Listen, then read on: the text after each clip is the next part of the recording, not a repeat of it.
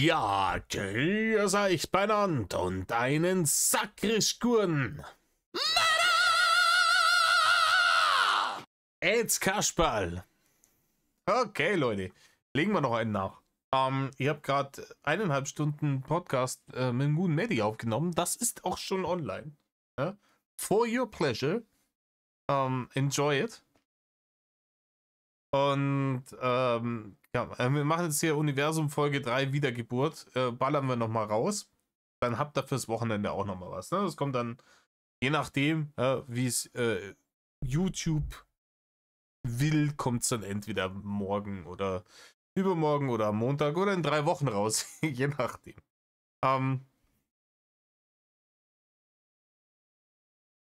Ich bin gespannt, weil wir haben jetzt hier mein Universum Folge 3 Wiedergeburt und wir hatten vor irgendwie Spiritualität oder sowas, war der letzte Teil.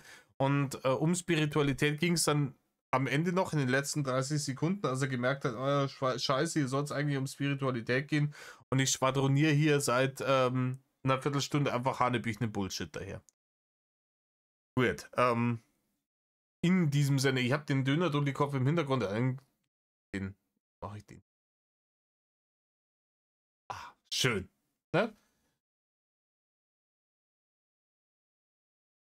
Es sind. Boah. Digga, es sind 36 Minuten. Na gut. Aber dies ist der erste, wo er tatsächlich selber spricht. So, also let's go. Im Übrigen nochmal danke an alle Leute, die sich meinen Mist immer bis zum Ende anschauen. Ich finde das immer, meine Lieblingskommentare sind die, die sich auf irgendwas beziehen, was ich aus den letzten 5 Minuten gesagt habe, weil die Leute tatsächlich dabei bleiben. So, 3 Daumen hoch, love you. Besonders an die, aber auch an alle anderen Leute, hockt euch her, Sommermeere, reißt euch eine Häube auf. Mir ging an einer. In Rainer. Hallo und ein herzliches Willkommen. Hier ist die Rainer. Schön, deine Stimme wieder zu hören. Not. Ja, ich bin der Rainer. Ja. Heute sind wir in der 3. Folge Mit AI ganz wichtig. meines neuen Podcasts. Mhm. Gleich vorab, jemand, der mich kennt, anhand Stimme und so weiter. Wir werden dieses Thema hier nicht thematisieren, also spart uns allen bitte die Zeit und die Kommentare. Diese unglaubliche Naivität. Ja. Oh, wie wenn es nicht vorher schon offensichtlich gewesen wäre, dass du der Rainer bist, aber ja, diese unglaubliche Naivität, dass du sagst so, ja, ich bin jetzt hier mal wieder da, ich als Rainer und tu so, als wäre nie was gewesen. Das ist das auf dem Level von, warum kackt mich die BLM an, wegen Drachenlord auf YouNow. Wenn doch hier auf YouNow Drachenlord gar nicht das Thema ist. Ne? Jetzt heißt es, ja, ich bin der Rainer, ich habe mit diesem Drachenlord von früher überhaupt nichts mehr zu tun. Tut so, als wäre das alles nie passiert. Wir fangen jetzt nochmal von vorne an. Weiß ich nicht, ne? Vor allem, weil hier das von vorne anfangen wieder auf demselben Level ist wie vorher. Ne? Es wird ja nicht von vorne angefangen. Ne? Es geht ja die Eskalationsspirale der hanebüchenden Bullshit-Realitätsverweigerung, die ist ja immer noch, die geht ja steil bergauf. Ne? Es ist jetzt nicht so, dass er jetzt sagt, okay, ich habe mich besonnen und ich benehme mich jetzt wieder Rainer von 2015 oder so. Oder von Gott bewahre, von 2013, 14, als er noch sich Mühe gegeben hat, gemocht zu werden. Nix davon. In Bezug auf irgendwelche Sachen aus meiner Vergangenheit, ob Lüge, ob Wahrheit, völlig irrelevant. Ja, alle Sachen aus deiner Vergangenheit, also fast alle, zu sagen wir mal 98% waren gelogen. Dementsprechend, ja, wenn man sich aus Dingen aus seiner Vergangenheit bezieht, dass man dann auf das Thema Lüge kommt, ist jetzt nicht so weit hergeholt, ne? Wir sind hier nicht mehr das, was wir früher waren. Ja, wir sind schon das, was wir früher waren. Du bist auch noch das, was du früher warst, ne? Nicht einfach irgendwas, dieses Twitter X-Ding, ne? Ich kann nicht einfach einen anderen Namen draufschreiben und dann so tun, als Wäre das ein ganz neues Ding, aber trotzdem die Reichweite mitnehmen von früher, so das läuft nicht. Gut, Nein, nicht gut, aber gut. damit ist das Thema auch zu Ende und wir fangen direkt mal an. Oh, Rainer, das Thema ist sowas von nicht zu Ende. Aber ja, fangen wir mal an. Ich bin ja immer, ich habe jetzt immer gesagt in meinem Politikvideo auch, wo ich auf Bias Skeptic reagiert und gesagt, man muss ja ergebnisoffen an die Sachen rangehen. Also in den allermeisten Fällen. Ich glaube, Rainer macht da wirklich eine Ausnahme. Also wir gehen da nicht Ergebnis. Ja, jeder von uns weiß, was das Ergebnis von der Nummer ist, ne? Aber let's go. Und zwar möchte ich heute in dem Thema vom Podcast über die Wiedergeburt in meinem Universum sprechen. Mhm. Ja, das war schon so ein Ding. Also man kann sich's wohl nicht aussuchen, als was man wiedergeboren wird, wenn man in dein Universum geht, was richtig dumm ist. Weil wenn ich mir mein eigenes Universum mache, dann kann ich es mir aussuchen, als was ich wiedergeboren werde. Und ja. Gut, einige von euch dürften bestimmt schon mitbekommen haben, dass ich einen neuen Blog aufgemacht habe. Okay, ich mache ihn mal wieder ein bisschen lauter. Er ist hier wieder leiser als vorher. Und ich habe mich in den letzten Jahren oder eigentlich in den letzten 30 Jahren, in den letzten Jahrzehnten, also sozusagen damit beschäftigt, was passiert, wenn wir sterben. Nein, ich glaube, du hast ihn mit 5 Jahren oder mit 4 mit Rudi im Wald noch nicht mit dem Thema beschäftigt, was passiert, wenn wir sterben.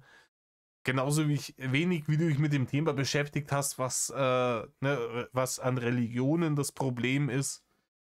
Diese Theologie-theoretischen Gedanken, die gebe ich dir einfach als Kleinkind nicht, ne? Die gebe ich, ganz ehrlich, Rainer, die gebe ich dir heute nicht. Ne? Also, cut the crap. Ich habe in meinem Leben viele verschiedene Religionen gesehen, habe mich Ebene. mit verschiedenen Themen beschäftigt, privat natürlich, aber auch viel mit verschiedenen gläubigen Menschen gesprochen, aus verschiedenen Gläubigen, also aus verschiedenen Glaubensrichtungen, Rainer. Und nein, hast du nicht. Ne? Also du hast vielleicht mit Hatern gesprochen, die vorgegeben haben, irgendwas zu sein, aber das ist das höchste der Gefühle, was ich da gebe. Du bist jetzt nicht, ganz ehrlich, er tut jetzt hier wieder so, als wäre einer von diesen Travel-Bloggern, die er ja gerne geworden wäre. Das war ja der Plan eigentlich, nach dem Schanzenverkauf. Aber er tut jetzt so, wie wenn er jetzt einer von den Leuten wäre, die so durch die Welt ziehen und dann hier mal sich zusammensetzen. Dann ist mal in Indien irgendwo in so einem kleinen abgeschiedenen Dorf sich mit den Leuten zusammensetzt und mal deren Leben erfährt und sich mit denen unterhält um ihre Auffassung von Glaube, Religion etc. bla bla und dann davon was mitnimmt für sein eigenes Leben und so ein riesen Erfahrungsschatten. Rainer, du bist ein fetter Dulli aus Bad Windsheim, der sein ganzes Leben, bis er den unsagbaren Fehler gemacht hat, dieses Haus zu verkaufen, in diesem Haus verbracht hat und maximal ein paar hundert Kilometer davon weggekommen ist. Und seitdem, ja, hast ein bisschen mehr von der Welt gesehen, aber auch nicht so viel. Rainer, du bist kein weltgewandter Mensch, bei weitem nicht. Erzähl uns kein Bullshit darüber, mit wem du dich alles unterhalten hast. Das ist alles Horseshit. Cut the crap, Rainer, cut the crap. Religionen. Jetzt merkt ihr auch schon, warum ich für gewöhnlich eine KI benutze. Das hier ist ausnahmsweise heute mal mit meiner realen Stimme. Das wird aber nicht zur Gewohnheit. Genau deswegen, weil ich mich immer so hin und her eiere. Ja, glaube ich nicht. Wie gesagt, ich habe den 4. Teil noch nicht gehört, ob er den auch wieder selber einspricht.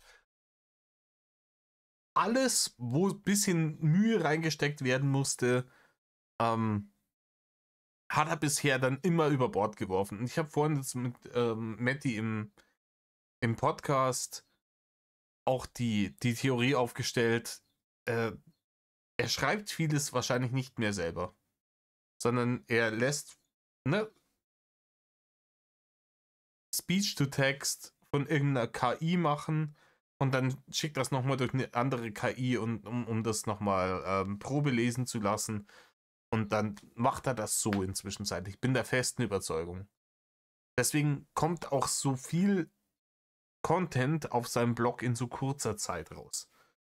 Weil ganz ehrlich, diese Wall of Texts, die er da immer hinschreibt, kannst mir nicht erzählen, der braucht halt normalerweise für eine DIN A4-Seite braucht der Mann 5 Tage. Also wenn das tatsächlich abtippen müsste. Und hundertprozentig hat er hier Voice-to-Text und dann lässt er das nochmal durchschicken und dann hurra die Gams. Aber ich glaube auch, das ist ihm jetzt gerade für so einen Podcast zu viel Arbeit, weil er müsste ja dann das wirklich erst Voice-to-Text aufnehmen und dann den Text nochmal lesen lassen von der KI, ne, um den dann von der KI nochmal vorlesen zu lassen und das dann hochzuladen. Aber das sind schon wieder viel zu viele Arbeitsschritte für den Rainer. Ne? Die ersten 2 Folgen von dem Podcast waren so die frühen 4 Drachen und der Mädel, ne? Wo er noch gedacht hat, er wird noch YouTuber und das wird schon noch, und da wo noch Skripte geschrieben hat. Und wir sind jetzt schon wieder auf dem Niveau, wo er über seinen Locher oder sowas redet, weil er sonst kein Content hat. Große Qualitätsoffensive startet immer und dann massiver Drop. Mich hin und her eiere.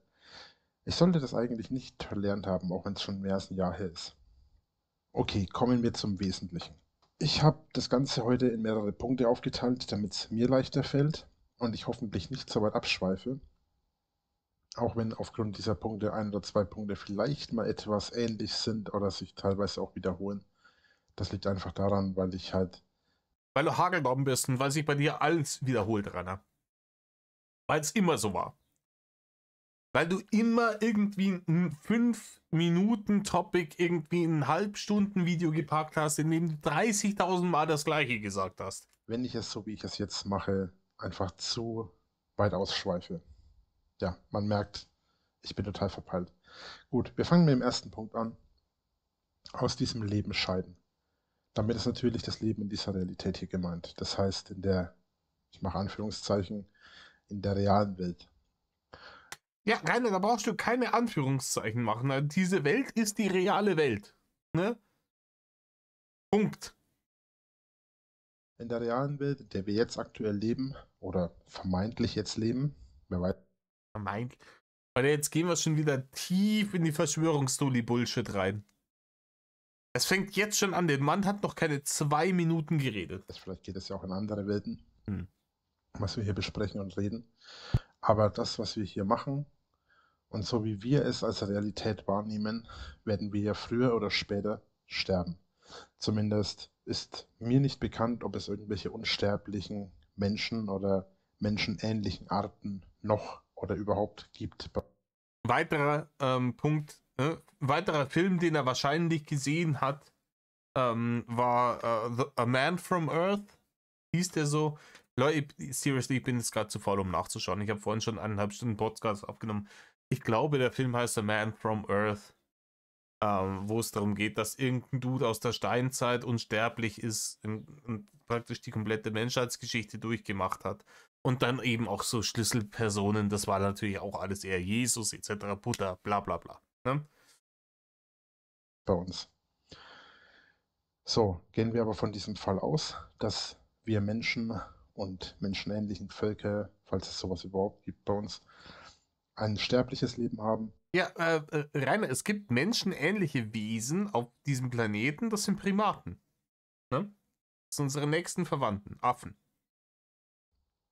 Sind wir natürlich in der Situation bei diesem Fall hier angekommen, wo wir wissen müssen oder darüber nachdenken müssen, dass wir irgendwann sterben. Das bedeutet natürlich auch, dass wir uns oft viele Gedanken darüber machen, wann wir sterben, ob wir sterben, wenn wir sterben, wie wir sterben. Viele hoffen oder fast alle hoffen, dass es möglichst schnell und schmerzlos geht. Manche Menschen haben leider nicht dieses Glück. Deswegen wird das Ganze in meinem Universum ein bisschen anders ablaufen, aber dazu nachher noch mehr.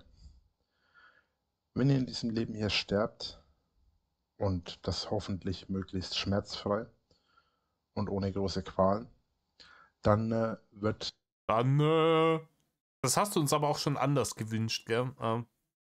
In der Vergangenheit, Rainer.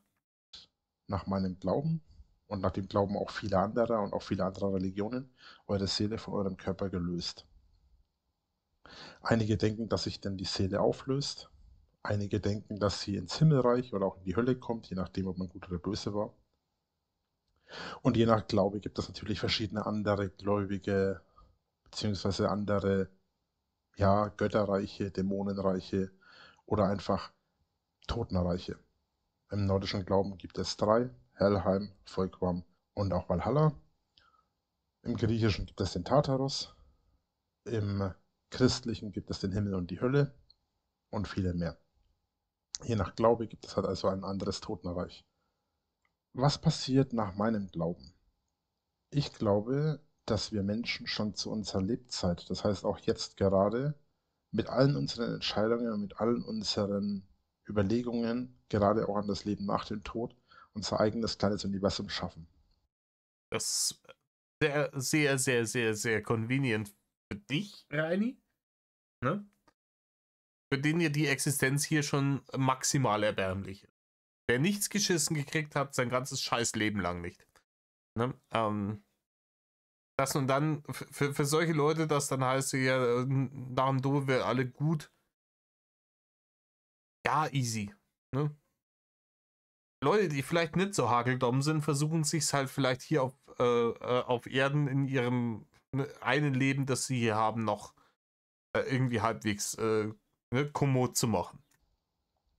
Wer zum Beispiel an den christlichen Himmel glaubt, der wird sich entweder eine eigene Version dieses Himmels erschaffen, in den er geht, wenn er stirbt, oder aber, wenn er den Glauben anderer teilt, die diesen Glauben ebenfalls verfolgen, dann wird er in eines dieser Totenreiche gehen, wo quasi viele andere zusammen ein Universum geschaffen haben, in dem sie quasi einem Gott unterstehen, der halt für sie da ist sozusagen. Im Klartext, die Menschen, die eine Religion verfolgen, und das ist einer der größten wichtigen Knackpunkte in meinem Glauben, die Menschen, die einem Glauben folgen, die glauben automatisch, dass sie quasi, wenn sie sterben, in ein anderes Himmelreich kommen oder auch in die Hölle. Und dieser Glaube wird zusammengesetzt aus verschiedenen Gläubigen. Oder aber, wenn man sich den Himmel auf eine ganz bestimmte Art und Weise vorstellt, der Verstand von vielen funktioniert ja anders, dann kommt es auch mal vor, dass man selbst darüber nachdenkt und vielleicht sich einen eigenen Himmel schafft, indem man vielleicht auch anderen begegnet, die man aber eigentlich selbst geschaffen hat und die so sind, wie man sie sich vorgestellt hat. Hey, ganz ehrlich, das ist einfach nur wirres Gebrabbel gerade. Das ist einfach nur wirres Gebrabbel. Ja, vielleicht hier hin und her. Das ist im Endeffekt, das ist hier dieses Agnostiker-Blabla, dieses, ja, man kann es ja nicht wissen. Ne? Ja, die Leute, die da an den Himmel und Hölle glauben, die kommen dann dahin mit anderen Leuten, die das glauben oder auch nicht oder doch oder machen sie ihr eigenes Ding oder so. Das ist einfach nur hohles Geplapper, damit die Luft scheppert. Klassischer Rainer. Einfach nur aufgrund dessen, wenn man selbst der Gott seines eigenen Universums ist. Im Klartext bedeutet das, dass jeder, der glaubt, nach dem Tod, nach meinem Glauben, dahin kommt, wohin er glaubt, woran er glaubt. Was passiert mit Atheisten oder Leuten, die keinen Glauben haben? Nun, ich vermute, dass es bei ihnen genauso ist. Sie werden vielleicht sogar aufhören zu existieren oder vielleicht hören sie selbst nicht auf zu existieren, aber vielleicht hört einfach nur ihr Bewusstsein auf zu existieren und bildet sich vielleicht in Form eines neuen Lebens neu. Wer weiß das schon? Ich möchte an dieser Stelle noch einmal festhalten, wie ich es in meinen Podcasts, aber auch in meinen TikToks und auch natürlich in meinem Blog wiederholt festhalte. Ich glaube, dass nichts absolut ist und dass auch nichts perfekt ist. Das gilt auch für meinen eigenen Glauben. Ich habe die Antworten nicht. Ich lege sie mir so zurecht, wie ich glaube, dass es richtig ist. Ja, du legst du dir so zurecht, wie du es gern hättest. Ne? Es ist halt maximale Verdrängung der eigentlichen Realität. Das ist the name of the game. Das ist einfach Kompensation der eigenen Erbärmlichkeit. Hashtag Reiners Universum. wer diesem Glauben folgen will, weil er sagt, er kann das so auch akzeptieren, der ist mir herzlich willkommen. Wer das nicht möchte, soll das bleiben lassen. Ja, Rainer, dann kriegst du wenig Business mit der Nummer. Wirklich sehr wenig Business. Weil kein Mensch sich diese hanebüchene Scheiße auch anhört und sich denkt, boah, das hört sich ja gut an. Da gehen wir hin in Rainer sein Universum. Also der an irgendwas glaubt oder auch nicht oder doch oder sein eigenes Universum hat oder auch nicht oder dann da kommt oder wieder. Das alles so Halbseiten. Das ist wie mit deiner scheiß Kommune damals, wo du gesagt hast, ja, wir machen jetzt die Kommune und hier ist der See und da sind irgendwelche Dinge. Und dann fragen dich die Leute nach den absoluten Basics. So, wie willst du es finanzieren und wo soll die Scheiße stattfinden? Ja, die soll man nicht, die soll man nicht übertreiben, die soll man nichts überstürzen. So, das ist ja, nee. Hast du wenigstens das, hast du hier ausklammern können. Das ist jetzt dein Universum, das passiert nur in deinem Kopf und dann ist alles gut. Keine, merkst du es eigentlich noch? Rainer, merkst du es eigentlich noch, was du hier tust? Du versaust dir dein eigenes Leben aufgrund dessen, dass du dir in deinem Ogerstübchen irgendwelche Hirngespinste zusammen renderst, wie es anders besser sein könnte. Ja, mach halt vielleicht erst einmal das Beste aus dem, was dir hier gegeben ist und was danach passiert, das wirst du dann schon sehen. Aber du kannst dich jetzt nicht darauf konzentrieren, dass du sagst, hey, ich bin's, der Rainer und das wird dann schon alles passen, weil ich bin das höchste Wesen. Denn letzten Endes möchte ich keine Extremisten in meinem Glauben haben. Ladies and Gentlemen, letzten Endes. Denn egal was passiert und egal wie das Ganze weitergeht, am Ende werden wir sehen, ob es richtig oder falsch war. Ja, Rainer, und höchstwahrscheinlich ist falsch bei dir. Weil es immer falsch war. Jede Entscheidung, die du in deinem Scheißleben getroffen hast, war immer falsch. Ja, du gehörst zu diesen Leuten, die hier All-In-Bluff mit High-Card machen und sich dann wundern, warum sie irgendwie gegen eine Straight oder ein Full House verlieren. In jedem Falle glaube ich nicht, dass irgendwelche Nur, dass du das mit deiner Lebenszeit spielst, das Spiel. Was Wildes. Götter uns in irgendeiner Art und Weise korrumpieren, uns in irgendeiner Weise beherrschen oder in irgendeiner Weise uns zu irgendetwas zwingen können. Ich glaube, dass jede Seele in der Lage ist, ihren eigenen Weg zu finden. Die meisten Seelen oder auch die meisten Menschen im lebenden Zustand lassen sich nur leider viel zu sehr von anderen beeinflussen. Und das ist im Prinzip auch letzten Endes das, was eben letzten Endes zu einem Glauben oder eben auch Letzten Endes. zu einer Religion führt. Wenn viele Leute an den Himmel glauben, dann ist es wahr, aber nur für sie. Wenn ihr seht, wie andere an den Himmel glauben, ihr sagt aber, ihr glaubt. Oh, hat er mal wieder Black and White gespielt? Ich habe damals nur, ich weiß, es gibt einen zweiten Teil, aber ich habe nur den ersten Teil Black and White gespielt.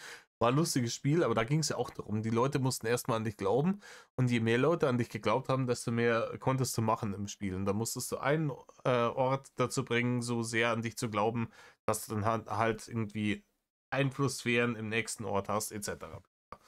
War ein lustiges Spiel, aber natürlich auch nichts mit der Realität zu tun. Glaubt er an das Nirvana aus dem Buddhismus, dann werdet ihr wahrscheinlich im Nirvana landen. Ungeachtet. Boah, Herne, du hast mit dem Nirvana überhaupt nichts verstanden. Ne? Also ich kenne mich jetzt mit dem Buddhismus nicht so super krass aus. Aber das Nirvana ist nicht irgend so eine Art Jenseits, sondern das ist ein Bewusstseinszustand bei denen. Ne? Dessen, wer ihr seid, woher ihr kommt. Und ungeachtet eurer Hautfarbe, eurer Sprechweise oder irgendwelchen anderen Merkmalen, die euch zu irgendeinem Raster setzen, was andere machen. Im Klartext, ihr müsst als Oh, jetzt kommt Klartext. Ich höre die ganze Scheiße seit 8 Minuten an. Und ich habe noch keinen einzigen Satz Klartext gehört von dir, Rainer. erstes begreifen, dass ihr euch auf keinen Fall mit irgendwelchen Mustern vergleichen solltet.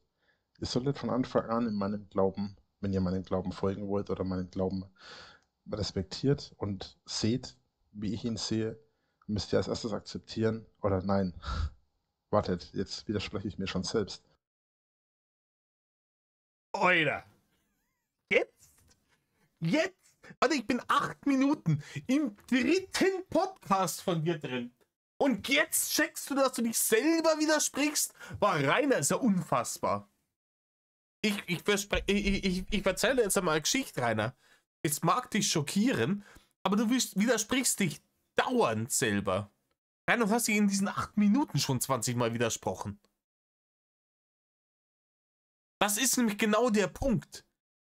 Du willst ein Universum, in dem du das höchste Wesen bist, mit Allmacht hin und her, bla bla bla, und dass alle nach deiner Pfeife tanzen, willst aber nicht, dass das alles eine autokratische Nummer ist, wo alle anderen unglücklich sind. Also angeblich. Das ist jetzt deine Aussage. Die zwei Sachen beißen sich aber, weil in einer autokratischen Reiner-Diktatur zu leben, Nordkorea, ist für die meisten Leute die Vorstellung der Hölle.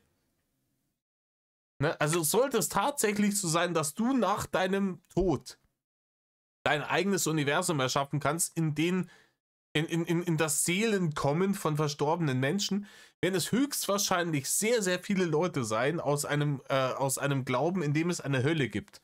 Weil ich kann mir kaum einen schlimmeren Ort vorstellen, als ein Universum, in dem du die Allmacht hast und vollkommen willkürlich über alles bestimmen kannst. Das ist die Definition der Hölle, Rainer. Für alle Menschen, außer für dich. Ihr müsst nicht. Ihr solltet als erstes begreifen oder glauben oder wissen oder merken. Ihr merkt schon, ich versuche keine Absolutheit einzubauen. Es ist eure Entscheidung. Aber es sollte auf keinen Fall jemand denken, dass das, was wir tun, das, was ich sage, das, was ihr sagt, das, was ihr denkt, das, was ich denke, richtig oder falsch ist. Ja, du kannst jetzt diese Sachen so oft wiederholen, um die Leute zu verwirren und, ne? Aber fest steht, du willst ein Universum erschaffen, in dem die ultimative Freiheit herrscht. Also das ist das, was du sagst. Aber das Universum, von dem du ansonsten sprichst, ist ein Universum voller Dogmatismen. Es ist das Dogma, das, ne, ganz ehrlich, das lässt sich runterbrechen auf deine sarkastisch vorgetragenen Regeln, ne, auf deinem Discord von wegen hier, Rainer hat immer recht und ne, wenn Rainer mal nicht recht hat, tritt Regel Nummer 1 in Kraft, bla bla bla. Und diese Dinge widersprechen sich. Ne? Wenn du ein Universum ohne Dogmatismen erschaffen willst, dann darfst auch du nicht allmächtig sein, weil das die Definition von einem Dogma ist. Dass irgendjemand allmächtig und unfehlbar ist. Ne? Wenn es das nicht geben soll, dann ist es wieder hinfällig mit deinem Universum und deiner Allmacht. Ne? Ihr müsst diese Kategorie oder ihr solltet diese Kategorie von müssen oder richtig oder falsch ablegen. Das gleiche gilt für die Realität. Real ist für den, der Reales sieht. Aber Ja, dumm ist der Dummes tut. Ich weiß, du hast Forrest Gump gesehen. Halt dein Maul, weiter im das heißt Text. noch lange nicht, dass es für alle anderen real ist. Es ist real für ihn. Ja, die Realität ist wirklich nicht irgendwas, über das man großartig diskutieren muss. Ne? Also, dass der Himmel blau ist und dass ne, ab einer gewissen Grad Celsius kalt ist für alle und diese Dinge, dass Menschen kein Wasser atmen können. Es gibt Naturgesetze und über die brauchen wir erst einmal nicht diskutieren. Ne? Ja, in seinem Universum ist das wieder alles ganz anders, weil es ja viel schlechter gemacht. Wie gesagt, ich habe das vorhin jetzt im Podcast mit Maddie schon gehabt. Reini ist der Meinung, es gibt einen Gott, der hat das Universum hier erschaffen, aber es muss offensichtlich ein riesiger Vollidiot sein und Reini könnte es viel besser machen. Anstatt dass man sagt, hey, das ist alles nicht perfekt, dementsprechend kann es ja kein perfektes, allmächtiges Wesen geben, das sie erschaffen hat, weil es ja ansonsten auch perfekt wäre alles. Ne? In meinem Fall ist mein Glaube real für mich, denn ich glaube daran.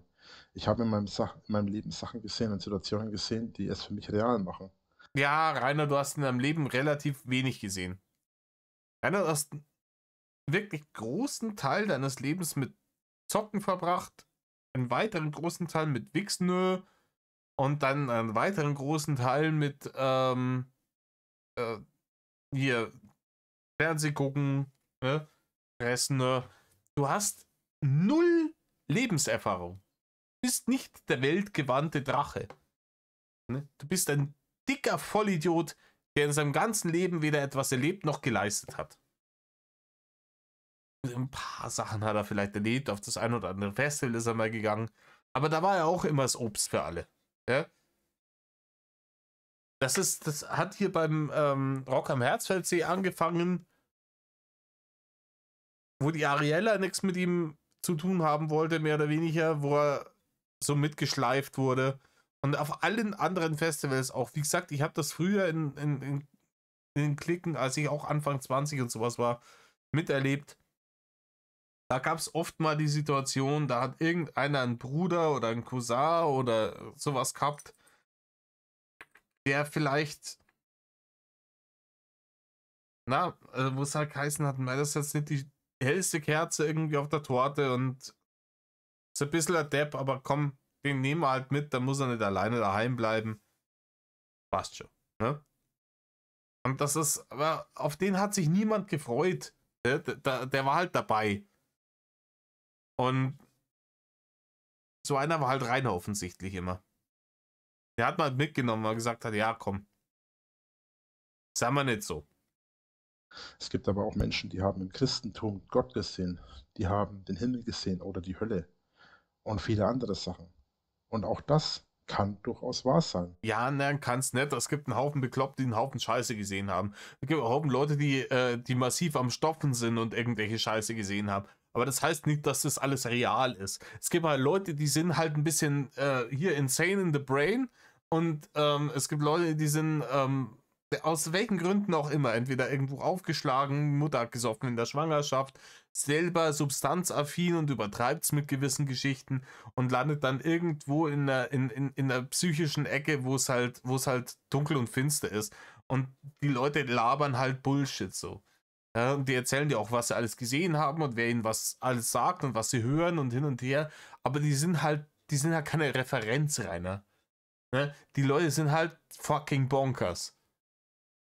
Aber keine Referenz und auch niemand, an dem man sein Leben oder sein Glauben sonst irgendwie ausrichten sollte. Für sie. Ich denke, dass wenn jemand so etwas sieht, es meistens schon ein kleiner Einblick seiner eigenen Seele ist. Der Einblick in sein eigenes Universum, sozusagen. Kommen wir zum nächsten Punkt. In meinem Universum ankommen. Gut, in meinem Universum ankommen ist immer so eine Sache. Ich bin jetzt. Rainer, warum ist das immer so eine Sache? Erstens mal kann das nicht immer so eine Sache sein, weil es ja noch nie passiert ist. Das Universum gibt es ja noch nicht, weil du den Arsch noch nicht hochgerissen hast. Und warum sollte es denn immer so eine Sache sein? Ich weiß jetzt nicht, worauf er hinaus will. Ich habe die Scheiße noch nicht gehört. Aber wenn er jetzt schon wieder kommt, es gibt ein Problem damit, in dieses Universum anzukommen, dann kann es doch so geil nicht sein, oder? Wenn unser Universum so scheiße ist, dann nehme ich doch so Sachen wie Anreisezeit und Anreisestress schon vorher raus. Dann fange ich doch nicht an mit, das ist immer so eine Sache. Schon mit einigen Leuten in der Diskussion gewesen und einige haben mich gefragt, wie komme ich eigentlich in dein Universum, wenn ich sterbe? Oder wie kann ich generell in dein Universum kommen? Wie funktioniert das? Es ist an sich eigentlich ganz einfach. Ich hätte gedacht, das ist immer so eine Sache, Rainer. Rainer, wenn irgendjemand sagt, es ist immer so eine Sache, ist das nie synonym mit, es ist eigentlich ganz einfach. Denn wenn es eigentlich ganz einfach ist, erklärt man den Leuten einfach, dass es einfach ist, ohne zu sagen, es ist immer so eine Sache. Man stirbt. Also, tut mir bitte den Gefallen und spring dich von der nächsten Brücke. Und ich meine das ernst. Ja, ich glaube dir, dass du es ernst meinst, aber das zeigt mal wieder, wie fucking Delulu du bist, weil das niemand tun würde, um in dein beschissenes Universum zu kommen, Rainer. Es wird da zwar nichts dran ändern, aber ihr müsst definitiv euch nicht gleich umlegen. Ihr solltet, das ist ganz wichtig auch für mich, ihr solltet in eurem Leben ganz, ganz dringend euren Weg gehen, egal wie schmerzhaft und schwer er ist. Ich habe es am Anfang. Ja, sie hatten es im letzten Video. Dieser Weg wird kein leichter sein. Ah, Rainer, geh doch du einfach mal deinen Weg. Geh mal den schmerzhaften und schweren Weg. Ja, ganz ehrlich, jetzt mit dem ganzen Hate und sowas mal, jetzt mal ganz ehrlich, der schmerzhafte, schwere Weg wäre gewesen, tatsächlich zu sagen, ey, ich bin hageldumm, aber ich zwick jetzt die Arschbacken zusammen. Ich schaue jetzt, dass ich einen Hauptschulabschluss mache. Und ich hänge mich da rein. Und ich weiß, dass ich, weil mein Kopf einfach nur auf 3 Pötten läuft, im Gegensatz zu anderen Leuten, dass ich schwerer habe, aber ich knie mich jetzt da rein, mache meinen Abschluss, mache eine Ausbildung, gib mir Mühe und baue mir dann tatsächlich was auf. Und es gibt solche Leute, die auf der Dulli-Schule waren, auf der Sonderschule und dann wirklich sich da reingekniet haben und gesagt haben, ja, keine Ahnung, ich brauche länger, um irgendwas zu begreifen, aber ich will das. Und ich gebe mir jetzt Mühe und ich werde ein redlicher Mensch und die dann einen Abschluss, eine Ausbildung gemacht haben etc. Und ein gutes Auskommen haben und sich ein gutes Leben aufgebaut haben. Die gibt es. Die können da stolz drauf sein. Die sind einen harten Weg gegangen, Rainer. Rainer, du hast dich dazu entschieden, dich ins Internet zu setzen, zu sagen, hallo IBIMS, der Rainer mit AI ganz wichtig und ich zocke jetzt hier und möchte dafür von euch mit Bachane beworfen werden. Und wenn ihr irgendwelche Kritik an mir habt, dann beleidige ich euch rauf und runter und möchte danach noch mehr mit Bachane beworfen werden. Das ist nicht der harte Weg. Das ist nicht der harte Weg. Der harte Weg ist zu sagen, ich habe meine Defizite, aber ich kämpfe mich da durch und ich versuche trotzdem auf ehrlichem Wege meinen Lebensunterhalt zu bestreiten. Das ist der harte Weg. Im Internet um Barne betteln ist nicht der harte Weg. Halt dein Maul. Vom Video, Entschuldigung, ich habe es am Anfang vom Podcast angesprochen. Ich habe ein schweres Leben in meiner Vergangenheit gehabt. Nein, Rainer, hast du nicht. Du hast dir ein schweres Leben ausgesucht. Du hast in jeder Situation gedacht, wie kann ich es mir jetzt hier am schwersten machen? Und genau das hast du gemacht. Rainer, dass dich in der Schule niemand mochte, war deine Schuld. Da bin ich fest davon überzeugt. Und dass dich danach niemand mochte, war auch deine Schuld. Dass dich deine Familie nicht mochte und bis heute nicht mag, ist auch deine Schuld. Wer jetzt einfach nur einmal in deinem Scheißleben nicht Rainer als oberste Priorität sehen dürfen. Einfach einmal checken, dass es andere Leute auf der Welt gibt und dass du vielleicht dich selber mal ein bisschen zurückstellen könntest, wäre wirklich viel wert gewesen. Und wenn du sowas tust und merkst, dass das eine gute Resonanz bringt in unserer Gesellschaft, wirst du es auch weitermachen. Ne? Du hättest so ein schönes Leben haben können. Wirklich, ganz ehrlich, irgendwo eine ehrliche Arbeit, den Hof da halten. Vielleicht, wenn du nicht so ein fürchterliches Ekel gewesen wärst, wäre vielleicht deine Mutter und deine Schwester noch ein paar Jahre geblieben. Du hättest mit denen vielleicht noch ein gutes Verhältnis gehabt und dann sich ein bisschen was aufbauen. Bescheidenes Leben. Ich sag, irgendeine kreislige, fette Sumpfkuh wirst du schon aufgetrieben haben, da in diesem inzestverseuchten Loch, aus dem du gekrochen bist. Irgendeine geht daher, ja, die dumm genug gewesen wäre, sich mit dir einzulassen.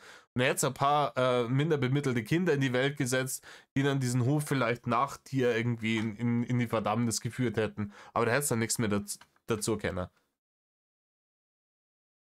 Einfach nicht das ganze Leben auf einem Ego-Trip von einem 850er führen. Wäre wesentlich intelligenter gewesen.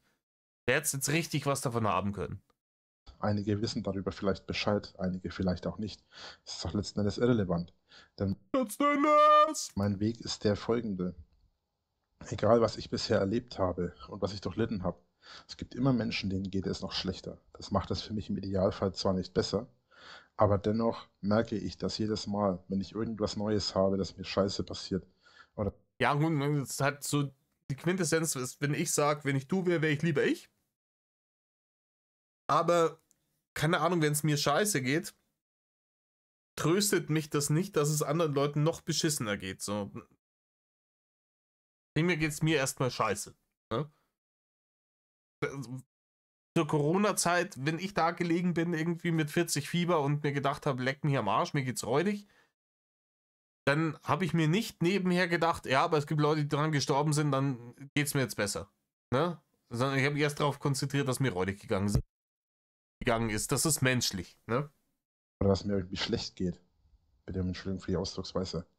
Wenn es mir irgendwie schlecht geht, dann hilft mir das zwar nicht, aber ich weiß im Endeffekt immer, dass ich eigentlich zu Unrecht rummose.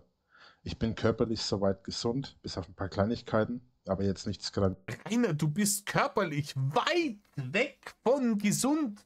Willst du mich komplett verarschen?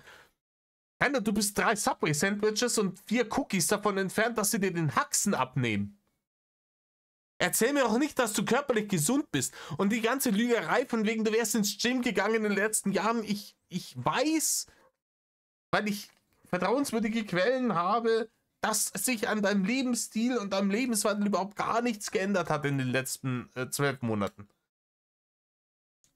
Und du warst vor 12 Monaten desolat ungesund. Eine absolute Katastrophe. Ein Ausnahmezustand körperlichen Verfalls. Und da wird sich nichts geändert haben. Erzähl mir was, hey, wie gesund du bist. Gravierendes. Ich kann auf meinen eigenen 2 Beinen laufen, ich kann sprechen, ich habe einen. Ja, wie weit kannst du laufen auf deinen 2 Beinen? Sprechen ist jetzt auch wirklich nochmal, sagen wir mal, das wird dann irgendwann mit einem Schlaganfall sich erledigt haben, aber du kannst dir zum Beispiel den Arsch nicht mehr abwischen. Wie weit kannst du noch auf deinen 2 Beinen laufen?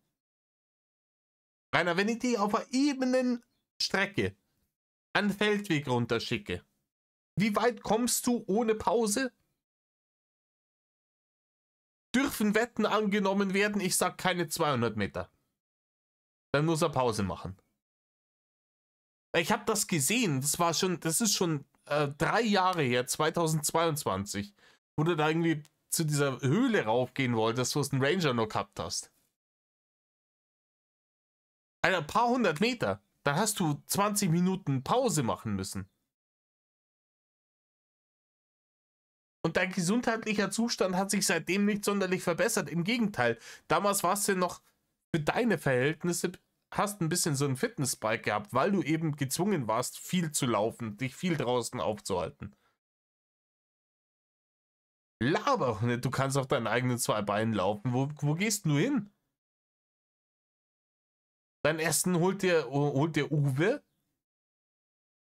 Ich bezweifle, dass du mehr Strecke zurücklegst als vom Bett auf den Stuhl vorm Rechner und zum Scheißhaus. In dem Bermuda-Dreieck befinden wir uns. Und Rainer, sollte dich Uwe nicht zeitnah irgendwann dann mal rausschmeißen, wirst du in den nächsten Jahren in diesem Bermuda-Dreieck auch havarieren und dein Ende finden.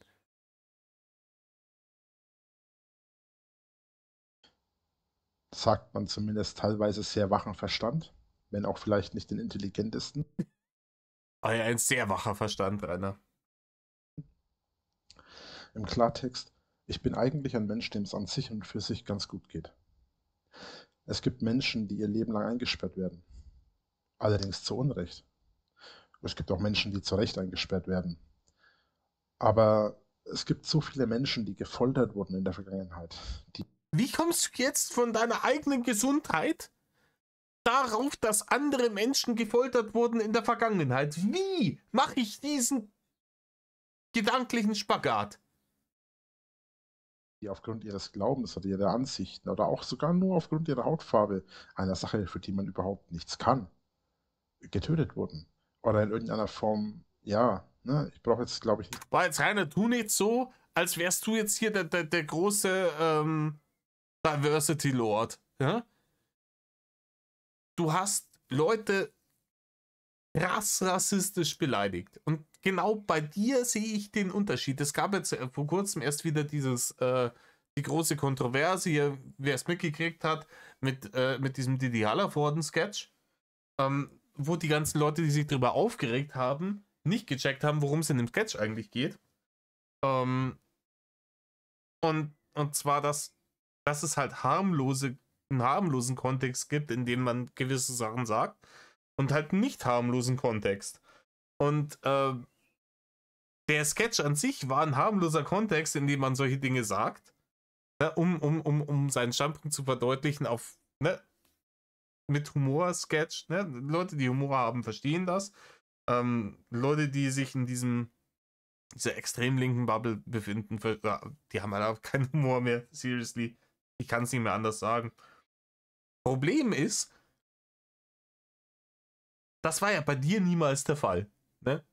Du bist von Twitch geflogen, weil du das als Beleidigung benutzt hast. Und wir haben so viele andere Beispiele, wo du Leute als Affen bezeichnet hast, aufgrund ihrer Hautfarbe. Irgendwelche Leute, die südländisch ausgeschaut hat. Hier, ich sag bloß, was sagt dein Gott dazu? Und Ali geht zurück und so weiter und so fort. Ne? Wir kennen den ganzen Bullshit, den er von sich gegeben hat. Und wo du halt einfach straight up Leute rassistisch beleidigt hast. Und jetzt erzählst du uns hier, ja, das ist ja alles fürchterlich und keiner kann ja was für seine Hautfarbe und alle Leute sind gleich und die sollen nicht gehatet werden. Halt dein Maul, Rainer. Halt einfach dein Maul. Ich das ganze Thema aufrollen von Versklavung bis hin zur Hinrichtung und was weiß ich alles.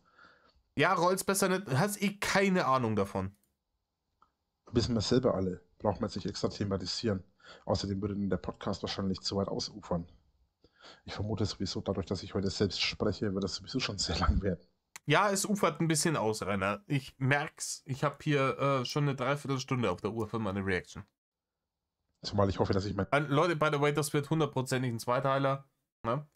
Also das hier wird dann Part 3.1 und dann gibt's 3.2, weil ganz ehrlich, ich habe auch was Besseres zu tun. Ich gebe mir die Scheiße jetzt nicht bis zum Ende heute durch. Meine Räusperer die ganze Zeit rausschneidet. Das ist nämlich definitiv nicht zu machen.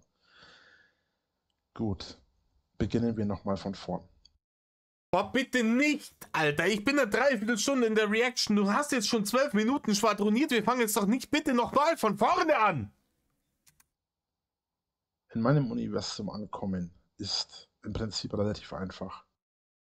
Fängt jetzt wirklich von vorne an. Das kann ich mir nicht. Nein, ich mache jetzt hier einen Cut. Wenn er jetzt hier wieder von vorne anfängt, mache ich jetzt hier einen Cut, weil ansonsten überlebe ich die Scheiße nicht. Leute, wir sind bei, ich schreibe mir das schnell jetzt hier auf, ne? Podcast. Folge 3. Wo sind wir? 12 Minuten, 10 Sekunden. Da geht's beim nächsten Mal weiter. Alter, ich habe keine Lust mehr. Jetzt fängt der nochmal von vorne an. Und ganz ehrlich, ich werde die nächsten 10 Minuten in der nächsten Reaction labert er dieselbe Scheiße nochmal, die wir jetzt in diesem Ding noch. Aber ich werde mich da durcharbeiten. Ich mache das sehr gerne für euch. Aber jetzt gerade im Moment bin ich auf 180 und hab's Metal-Level ein bisschen. Ne? Da steht man hinten am Zapferlohn, bevor er sich herspeib. Muss ja nicht unbedingt. Ich habe heute vorhin auch schon 1,5 Stunden, wie gesagt, Podcast mit Matti aufgenommen.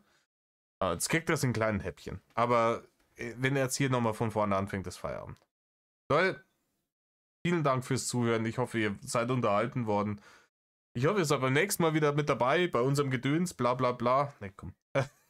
Tut nicht, was Rainer tut. Metal off. Früher